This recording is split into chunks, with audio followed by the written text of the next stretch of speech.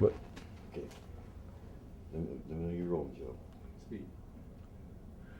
Workers, as I was saying, workers sometimes are not aware of the human rights statutes that already exist that affirm their rights in this country to be a member of a trade union. Something that we might think is a very simple thing. But there are human rights statutes. As a matter of fact, I think if you go to the Universal Declaration of Human Rights, I think it must be either 25, 23, or 24, 25. The statutes that are written therein, we find that people do have this right.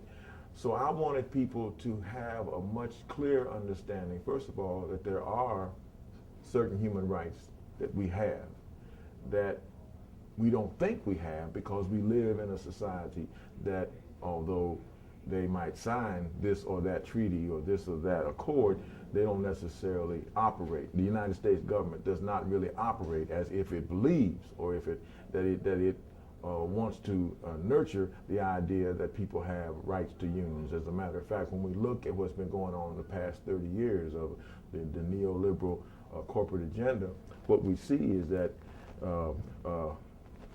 increasingly administrations at the highest level of this government have operated to benefit companies and corporations, not the workers, in undermining this right to a union. So this is just one example. I took this Universal Declaration of Human Rights. I had copies that I gave to my students. And they were amazed when they just began to go through the various rights that are written in that document. And to understand that that document has been around since 1948, and yet they had never heard of the document, some of them. Those who